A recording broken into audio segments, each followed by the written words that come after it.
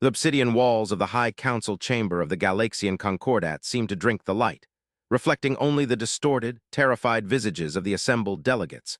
A sprawling, amphitheater-like space designed to intimidate as much as accommodate, located deep within the crust of the sanctuary world of Ethelgard. A planet chosen for its impregnable shields and its isolation from the burning hyperlanes, yet even here, buried beneath miles of crust and ancient alloy. The tremors of the distant, approaching apocalypse could be felt in the soles of their feet, a phantom vibration that bypassed sensors and struck directly at the primal centers of their nervous systems. The holographic projection in the center of the room, a massive sphere of shimmering blue light usually reserved for trade routes and colonization rights, was now a chaotic smear of crimson and black, representing the encroaching fleet of the Kravak Dominion, a biological and technological scourge that had consumed 3 sectors in as many cycles, leaving nothing but dead stars and orbital dust in their wake, a relentless tide that did not negotiate, did not pause, and seemingly did not feel fear. High Counselor Vrax of the reptilian Saurian hegemony paced the perimeter of the dais, his claws clicking rhythmically against the polished floor, a sound that echoed like the ticking of a doomsday clock in the breathless silence of the chamber, his tail thrashing with agitated energy as he looked upon the faces of the finest minds and strongest warriors the galaxy had to offer, finding only despair mirrored in their eyes. Vrax stopped, his heavy, scaled brow furrowing as he turned his gaze toward the far end of the chamber where the human delegation sat, a small, unassuming group that had remained irritatingly silent throughout the 3-day emergency session, their leader, Ambassador Elias Thorn, sitting with a stillness that Vrax found deeply unnatural, his hands folded neatly on the table, his eyes fixed not on the holographic doom, but on the emptiness of the space between them. A calm that felt less like stoicism and more like a profound ignorance of the stakes. The humans were newcomers, barely a century into the galactic stage, a species that had been inducted into the Concordat out of pity rather than necessity, their technology considered quaint, their fleets functional but uninspired, and their understanding of hyperdimensional physics rudimentary at best. They were the children of the galaxy, tolerated for their adaptability but dismissed when the conversation turned to the grand, ancient strategies of the elder races.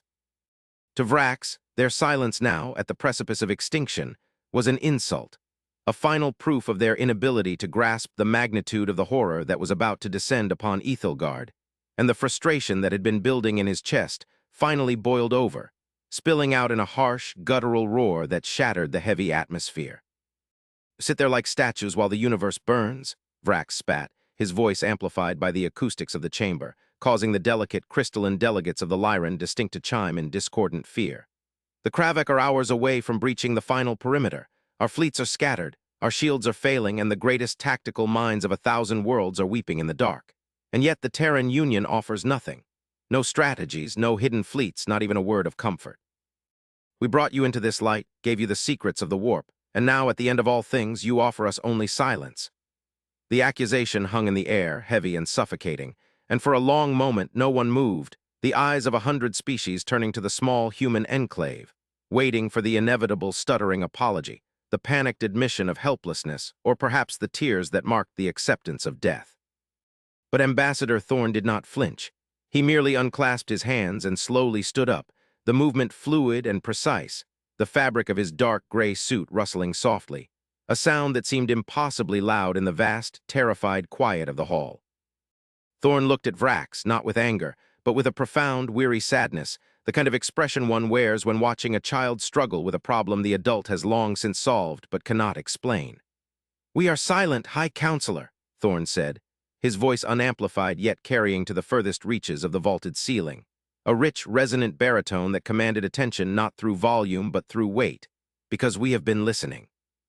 We have been listening to your panic, your frantic bargaining with gods that do not exist, and your circular arguments about sacrifice and retreat. We have been waiting for the moment when you would stop looking for a way to win this war with the tools that caused it, and start asking if there is another way entirely." The sheer audacity of the statement caused a ripple of murmurs to cascade through the assembly. The Kravak were not a political problem to be solved with words, they were a force of nature, a devouring swarm, and to suggest that there was another way beyond violence or death was the height of primitive naivety. Vrax laughed, a harsh, barking sound that lacked all humor. "Another way? Do you propose we ask them nicely to stop? Do you think your primitive philosophy will stop kinetic bombardment? The Kravik have ships the size of moons. They have cracked planetary crusts for sport. What does humanity have? A handful of cruisers and a history of fighting over dirt. Thorne's expression did not change, though a flicker of something ancient and hard passed behind his eyes, a glint of steel beneath the velvet of his diplomacy. "We have stories," Thorne said softly, "and in those stories we speak of things we buried. You call us young, counselor, because we arrived late to your stage. But you assume that because we were not here, we were not doing anything. You assume that our silence is emptiness, when in fact it is containment." He stepped away from the table, walking slowly toward the center of the room, toward the holographic display of the approaching slaughter. "You speak of myths, Vrax. The Concordat has legends of the great precursors, of the Titan ships that forged the hyperlanes. You worship the ruins of the past because you believe the apex of creation is behind you. Humanity does not look back. We look forward. And when we look forward, we prepare for the things that look back at us from the dark." The ambassador reached out, his hand passing through the holographic projection of the Kravik fleet, disrupting the light, making the red swarm flicker and distort. "There is a story in our archives, a myth as you might call it, of a ship, not a warship, not a vessel of conquest. A ship built not to fight wars, but to end them. We never spoke of it because it was not meant for the petty squabbles of territorial expansion or resource wars. It was a hammer meant only for the final nail." The room was utterly silent now, the mockery dying in Vrax's throat as he sensed a shift in the air, a change in the atmospheric pressure of the room that had nothing to do with the life support systems. It was a psychic weight, a sudden realization that the human standing before them was not a representative of a junior partner, but a gatekeeper standing before a locked door. "A ship?" Vrax asked, his voice low or uncertain. "One ship, against the armada that broke the backs of the elder races." "You are delusional, Thorne. If such a thing existed, why hide it? Why let millions die in the outer rim?" Thorne stopped, his back to the council, staring up at the red sphere. "Because," he whispered, "once you unsheath a weapon that alters the nature of reality, you cannot put it back. You cannot pretend the universe is safe anymore. We hoped the Concordat could stand on its own. We hoped the Kravik were a conventional threat, but we see now that the equation has changed. You are not fighting an enemy, you are fighting an inevitable outcome, and so we have made the call." As if on cue, a siren began to wail, not the standard proximity alarm, but a deep, resonant klaxon that vibrated the very bones of the Ethelgard spire, a sound reserved for planetary impact events, for the shattering of the sky itself. The holographic display flickered violently, the red dots of the Kravik fleet suddenly scrambling, their perfect formation breaking as sensors across the system screamed in overload. "Report." Vrax bellowed, turning to the sensor officers who were frantically typing at their consoles, their faces pale, their antennae twitching in sensory agony. "What is happening? Have they breached the atmosphere?" The lead sensor officer, a multi-limbed insectoid of the Thrycreen, looked up, its compound eyes wide with a terror that transcended species barriers. "No, High Counselor, it is not the Kravik. It is something else, something inside the gravity well. It is not entering the system. It is emerging." The massive viewports that lined the upper ring of the council chamber, usually shuttered against the harsh light of the Ethelgard sun, began to retract automatically, overridden by a command code that bypassed the council's security protocols, revealing the star-strewn blackness of space above the planet. The delegates rushed to the windows, forgetting dignity, forgetting protocol, pressing their faces against the transparasteel as the sky began to tear. It was not a hyperspace window which spiraled and twisted. This was a rupture, a jagged, geometric wound in the fabric of spacetime, as if the universe itself was being pried open by invisible hands. From the tear, a color poured out that had no name, a violet-black darkness that was darker than the void around it, a shadow that radiated power. And then the nose of the ship emerged. It was impossible, that was the fur. Some thought that struck every mind in the chamber. It was too big. The laws of physics, as understood by the Concordat, dictated that a structure of such mass would collapse under its own gravity or tear the planet below apart with tidal forces. Yet it hung there, defying the natural order, sliding out of the rift with a majestic, terrifying slowness. It was not the sleek, aerodynamic design of the elves, nor the brutalist blockwork of the Saurians. It was a monolith, a cathedral of matte black metal and thrumming energy veins, shaped like a great spearhead, its surface etched with glowing geometric lines that pulsed with a heartbeat rhythm. It kept coming, mile after mile of hull, eclipsing the sun, casting a shadow over the entire hemisphere of the planet below. The Kravik fleet, which had moments ago seemed an unstoppable ocean of steel, now looked like a swarm of gnats buzzing around the head of a sleeping god. The human ship did not have visible weapons ports, no missile batteries, no fighter bays. It was a solid, singular object, a statement of existence that rendered everything else irrelevant. This, Ambassador Thorne said, his voice cutting through the stunned silence as he turned back to the room, a look of profound solemnity on his face, is the Aegis of Saul. In your tongue, you might call it the last argument. It was a myth because we terrified ourselves when we built it. We terrified ourselves because we realized that to build a ship that could stand against the dark, we had to weave the dark into its keel. The sheer scale of the vessel was disorienting. Sensor readings were coming in now, indicating that the ship was nearly the size of a small moon, its mass readings fluctuating wildly as if it were constantly shifting its weight between dimensions to avoid crushing the planet it was protecting. The Kravek fleet, sensing a threat that bypassed their predatory instincts and triggered a primal survival response, halted their advance. Their swarm logic, usually flawless, fractured. They did not know what to shoot. They did not know if they could shoot. Vrax stared up at the behemoth, his knees trembling. What? What does it do? He whispered, his arrogance stripped away, leaving only the naked fear of a creature realizing it is at the bottom of the food chain. Thorne walked to the window, placing his hand against the glass, looking up at the silhouette of his people's greatest secret. It does not fight, counselor. Fighting implies a struggle. Fighting implies a chance of failure. The Aegis imposes order. It asserts a reality in which the enemy does not exist. High above, the Aegis began to hum, a sound that was not heard but felt, a vibration in the teeth, a resonance in the blood. The glowing lines along its hull turned from soft blue to a blinding, furious white. The Kravek, recovering from their initial shock, launched everything.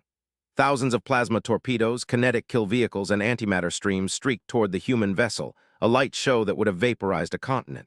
The counselors flinched, expecting the impact, expecting the fire. But the fire never came. The projectiles didn't hit shields, they simply ceased to be. Miles from the hull of the Aegis, the incoming fire dissolved into mist, into atoms, into nothingness. It wasn't a shield, it was an erasure. The ship was projecting a field of entropy control, unwinding the binding energy of anything that sought to harm it. We call it the null field, Thorne explained, his voice devoid of triumph, heavy with the burden of the knowledge. It tells the universe that the incoming energy is an error and the universe corrects it. The Kravek fleet panic-fired again, but this time the Aegis responded. It did not fire a laser. It did not launch a missile. A single pulse of gravity, focused and inverted, shot out from the prow of the ship. It was invisible save for the way the light of the distant stars bent around it. It struck the center of the Kravek armada. For a second, nothing happened. Then the center of the enemy formation crumpled. Space folded in on itself. Ships collided not because of bad piloting, but because the distance between them had been deleted. Thousands of vessels were crushed into a sphere of superdense scrap metal in the span of a heartbeat. The shockwave of the gravity collapse sent the remaining outer ships spinning into the void, their engines flaming out, their crews liquefied by the G-forces. It was not a battle. It was an execution performed by a surgeon. Inside the council chamber, the silence was absolute. No one cheered. To cheer would have been obscene in the face of such power. It was terrifying. The aliens looked at the humans not with gratitude, but with a new, profound horror. They had underestimated the humans, thinking them weak, thinking them simple. Now they realized that the humans were not weak, they were restrained. They were a species that walked around with a nuclear we. Pawn in their pocket and spoke softly to avoid using it. Vrax looked at Thorne, and for the first time he saw the monster inside the man, not a monster of malice, but a monster of capability. You could have conquered us, Vrax whispered.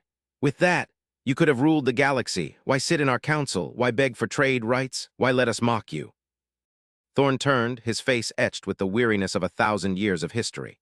Because, he said, power without consensus is tyranny. We have been tyrants before on our own world in our own history. We almost destroyed ourselves with it. We built the Aegis not to rule, but to ensure that we would never have to be ruled by fear again. We joined the Concordat because we wanted friends, not subjects. We wanted to be part of a community, not the wardens of a prison. He gestured to the devastation in orbit. This is failure. Using the Aegis is an admission that diplomacy died. That reason failed, that we had no choice left but to be the gods you fear. Do not mistake this for victory, counselor. Today is a tragedy. We have shown our hand, and now the galaxy will never look at us the same way again. The trust is gone, replaced by awe, and awe is a cold comfort. The Kravek fleet was retreating, or what was left of it. The survivors were jumping into hyperspace with reckless abandon, burning out their drives to escape the shadow of the human monolith. The battle, the final battle as the pundits had called it, had lasted less than 10 minutes. The Aegis of Sol hung in the sky, a silent sentinel, its glow fading back to a dormant blue. It looked peaceful now, almost beautiful, if one could forget that it had just rewritten the laws of physics to crush an armada. The atmosphere in the chamber shifted from terror to a tentative, fragile confusion. The immediate threat was gone, but a larger, more existential question remained. Who were these humans, really? And what else were they hiding? As the adrenaline faded, the political reality began to set in. The other delegates, the Siloth, the Thrycreen, the Lyrans, began to whisper, their eyes darting between the human delegation and the ship in the sky. They were recalculating the balance of power. The humans held the ultimate trump card. Would they demand leadership? Would they dissolve the council? Vrax straightened his posture, trying to regain some semblance of dignity, though his tail still twitched with residual fear. "Ambassador Thorn," he said, his voice steadying. "The Concordat. Thanks you have saved Ethelgard, you have saved us all, but we must discuss the implications of this. Weapon. Such power cannot be unchecked. It destabilizes the galactic peace." Thorn laughed, a dry, humorless sound. "Destabilizes? Counselor, the Kravak were destabilizing the peace. We just restored the baseline, but do not worry. We have no intention of keeping the Aegis in active service. It will return to the void. It will go back to being a myth. That is where it belongs." He paused, looking around the room. "But before it goes, there is something you must understand, something the Aegis detected while it was listening." This was the pivot, the moment the atmosphere shifted from post-battle relief to a new, creeping dread. Thorn signaled to his aides, and the holographic table reset. The red smear of the Kravak was gone, replaced by a star map of the entire galaxy, zooming out to the intergalactic void beyond. "You asked why we built it," Thorn said, his voice dropping to a whisper that drew everyone in. "You thought we built it for the Kravak. We didn't. The Kravak are biological scavengers, dangerous but finite. We built the Aegis because our deep-range listening posts picked up a signal 300 years ago, a signal from the dark space between galaxies." On the hologram, a faint, pulsing line appeared, originating from the utter blackness outside the galactic rim, heading straight for the Milky Way. "The Kravak weren't invading," Thorn revealed, dropping the bombshell that would recontextualize the entire war. "They were running. They were fleeing this." The room gasped. The aggressive, mindless expansion of the Kravak, their desperation, their lack of communication, it all made sense. They were a stampede fleeing a forest fire. "What is it?" asked the Lyran delegate, her voice trembling like a crystal about to shatter. "What is coming?" Thorn looked up at the map, then out the window at the Aegis, the only thing standing between the gathered species and the unknown. "We don't know for sure," he admitted. "But the signal carries a signature of artificial dampening. It's a silencing field. Whatever is out there, it quiets the stars. It harvests energy on a galactic scale. The Kravak saw the vanguard of it and ran. We built the Aegis to be an anchor, a way to hold our ground when the tide comes in." He looked at Vrax, his eyes hard and clear. "So, Counselor, you can fear us. You can resent our secrets. You can debate our power. But know this, when the real long night comes, when the stars start going out one by one, that ship," he pointed to the sky, "and the people who built it are the only shield you have. The final battle wasn't today. Today was just the proof of concept. The real war is coming." The revelation hung in the air, heavier than the silence before the battle. The petty politics of the Concordat, the trade disputes, the border skirmishes, all of it seemed instantly trivial.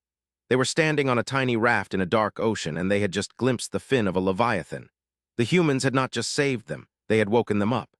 The Aegis of Sol remained in the sky, a dark promise, a guardian demon. Vrax looked at Thorn, really looked at him, and saw not a primitive upstart, but a weary veteran of a war that hadn't even started yet. He bowed his head, a gesture of submission and respect he had never offered another species. "Then," Vrax said quietly, "we must prepare, together." Thorn nodded, the first hint of a genuine smile touching his lips. "Together," he agreed.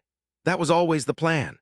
The camera of history pulled back then, away from the council chamber, away from the spire up through the atmosphere, past the cooling debris of the Kravak fleet, past the silent, brooding majesty of the Aegis, and out into the sea of stars, where the faint, terrible pulse of the approaching darkness beat like a distant drum.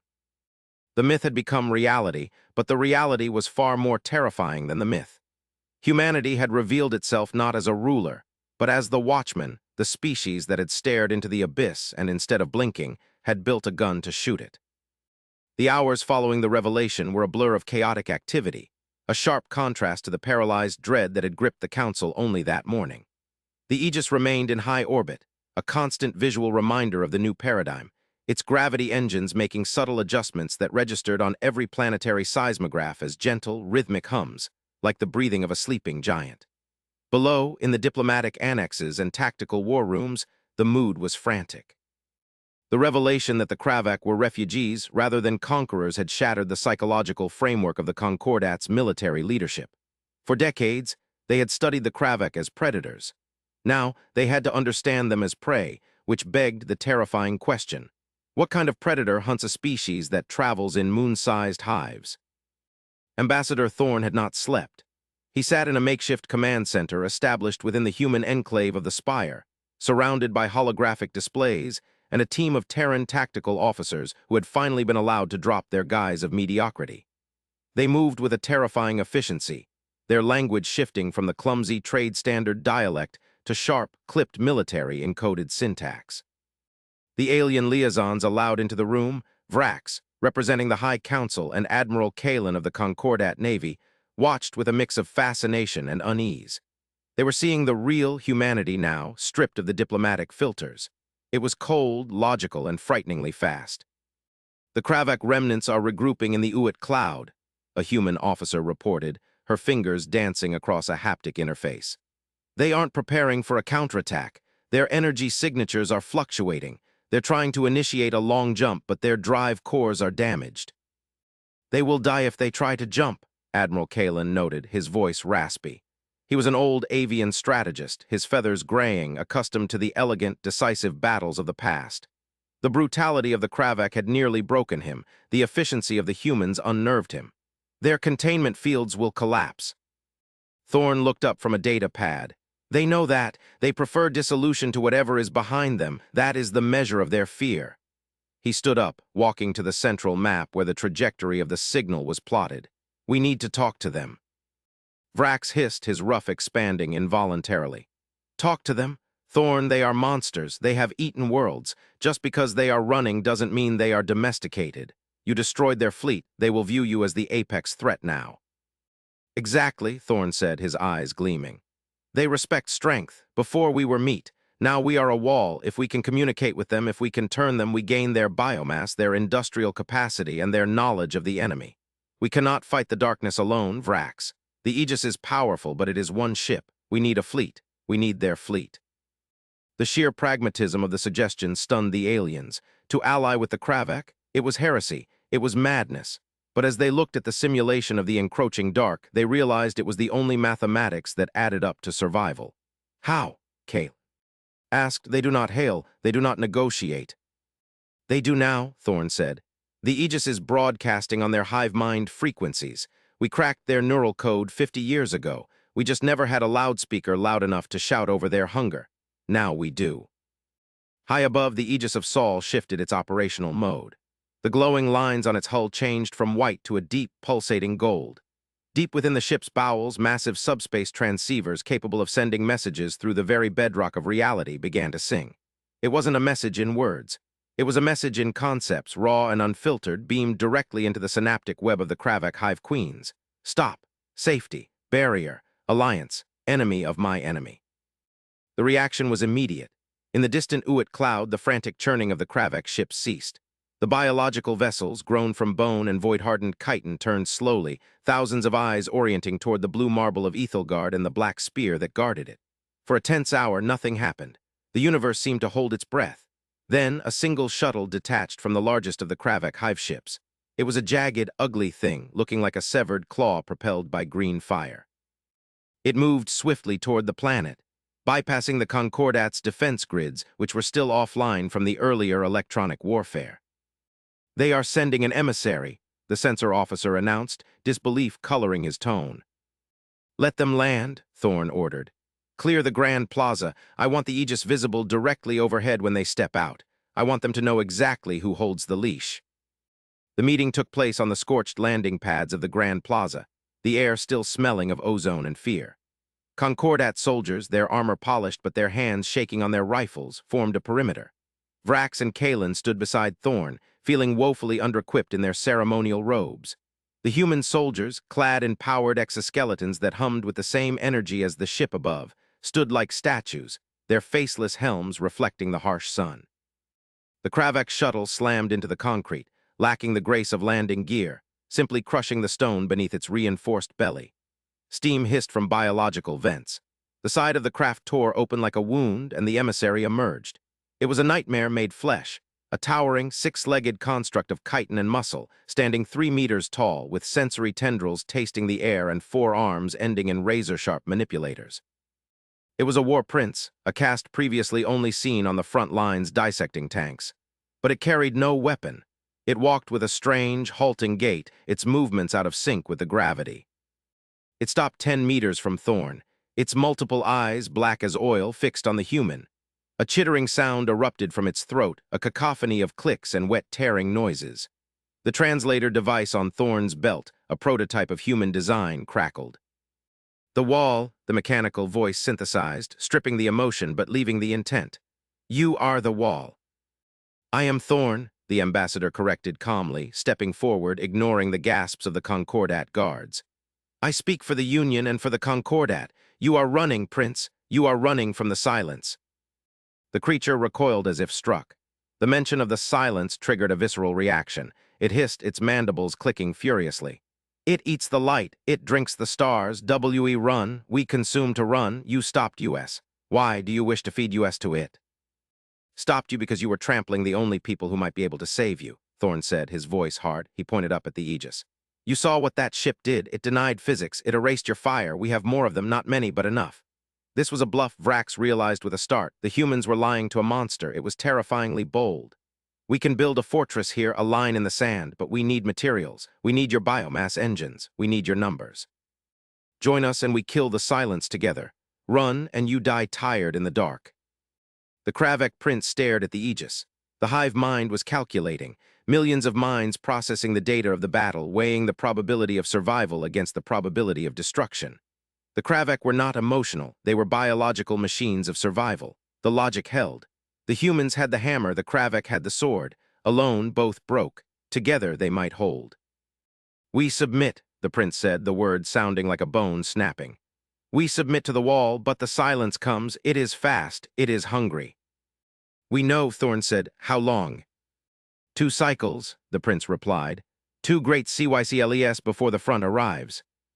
2 cycles, 2 years. The timeline sent a shockwave through the Concordat leadership. They had thought they had decades, perhaps centuries. War with the Kravak had lasted 10 years. Now, they had 2 years to prepare for an extragalactic extinction event. The alliance that formed in the weeks that followed was the strangest in galactic history. The Iron Pact, as it came to be called.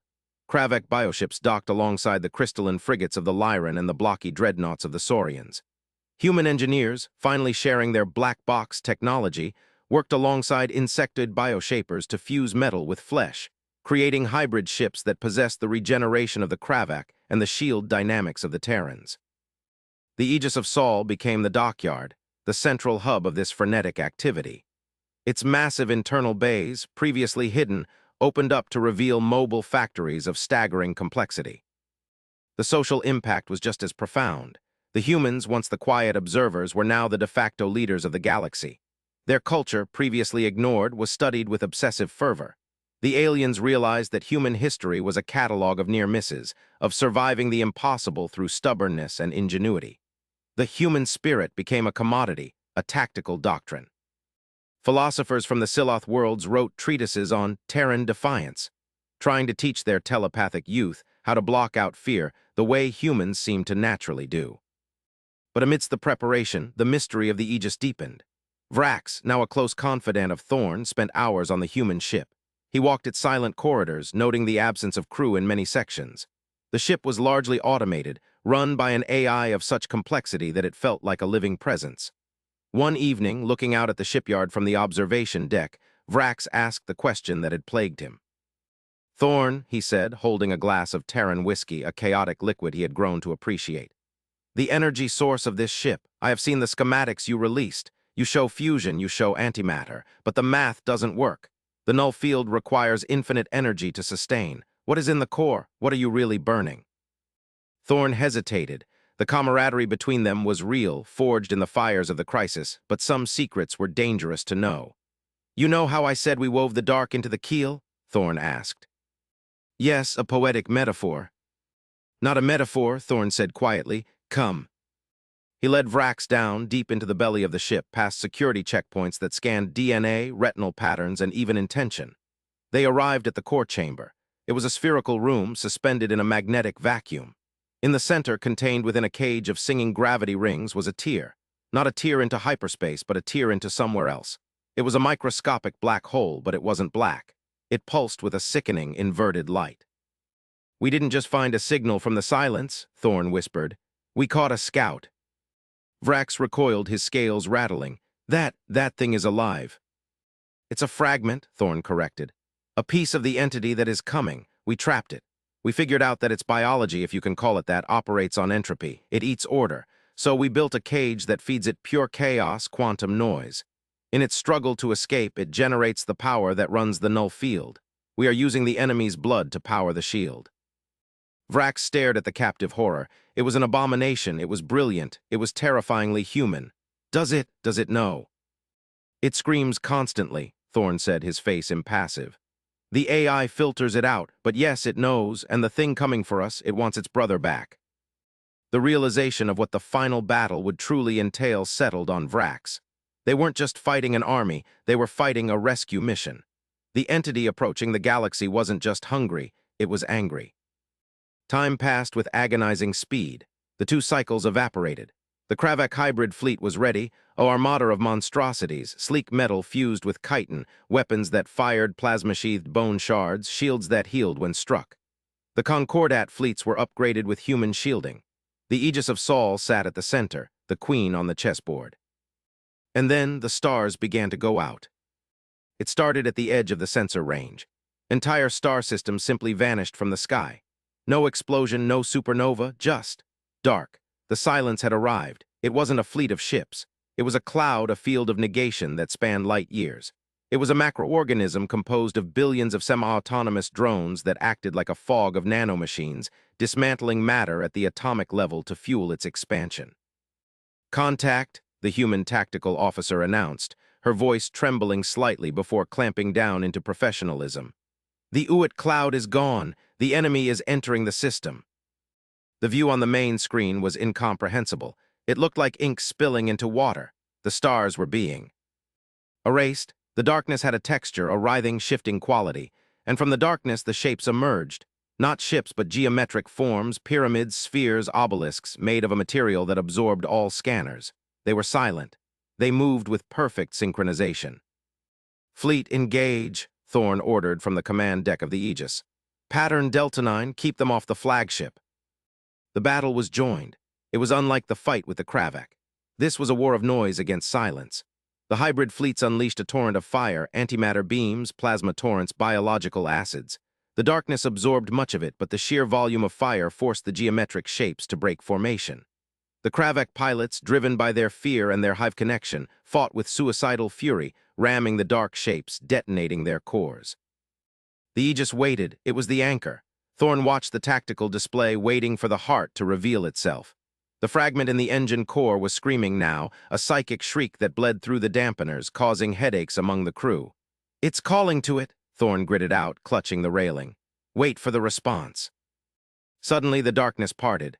A shape emerged that dwarfed the Aegis. It was a perfect cube, thousands of miles across, its surface rippling with the stolen light of dead stars. It was the command node, the brain. "Target locked," the AI announced. "Drop the null field," Thorn ordered. "Switch to inversion mode."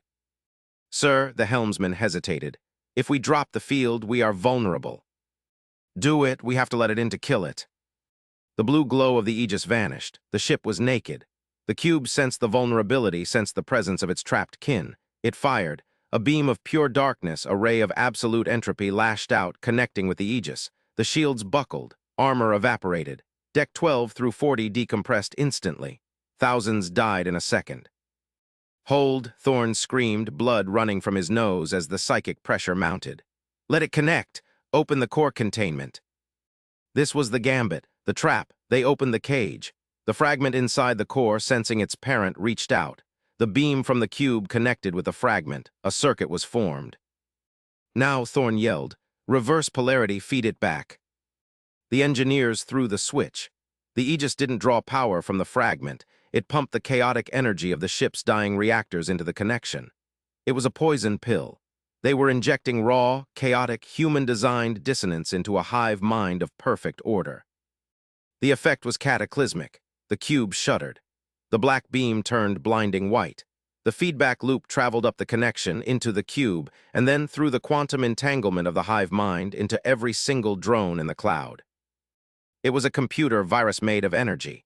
It was the concept of individualism forced upon a consciousness that only knew unity. The cube began to fracture. Great cracks of light appeared on its surface. The silence was broken by a sound that was broadcast on every frequency, heard by every telepath in the fleet. It was a scream of confusion. The geometric shapes of the enemy fleet stopped moving. They began to drift, colliding with each other. The cloud of nanomachines lost cohesion, dissolving into harmless dust. The cube imploded. It didn't explode outward, it collapsed inward, unable to process the paradox of its own existence. It folded into a singularity and vanished, taking the heart of the silence with it. On the bridge of the Aegis, sparks rained down. The ship was a wreck. Hull breaches on every deck. The core was burned out, but the sky was clearing. The stars were coming back. Vrax pulled himself up from the floor, wiping blue blood from his snout. He looked at Thorn, who was slumped in the command chair, alive but broken. Did we win? Thorn looked at the screen, at the drifting debris of the ultimate enemy. We survived, he rasped. We didn't win, we just proved that they can bleed. The aftermath was a somber affair. The Aegis of Sol would never fly again. Its keel was shattered, its core fused. It remained in orbit of Ethelgard, a derelict monument to the day the galaxy held the line. The Kravak, freed from the terror of the silence, retreated to the outer rim, but they did not attack. They had bled alongside the soft skins. A mutual respect, cold and distant, had been formed. The Concordat was forever changed. The hierarchy of elder races was gone. Humans were no longer the children. They were the scarred veterans who sat at the head of the table. But they did not rule with an iron fist. They ruled with the quiet, terrifying assurance of a species that keeps monsters in its basement and knows how to use them.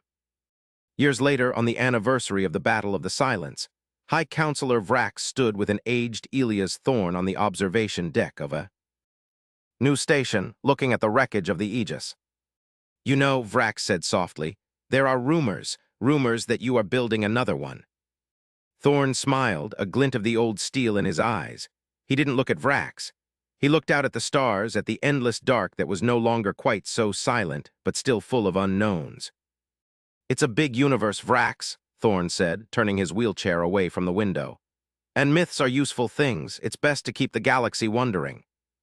He rolled away, leaving the alien statesman staring out at the void.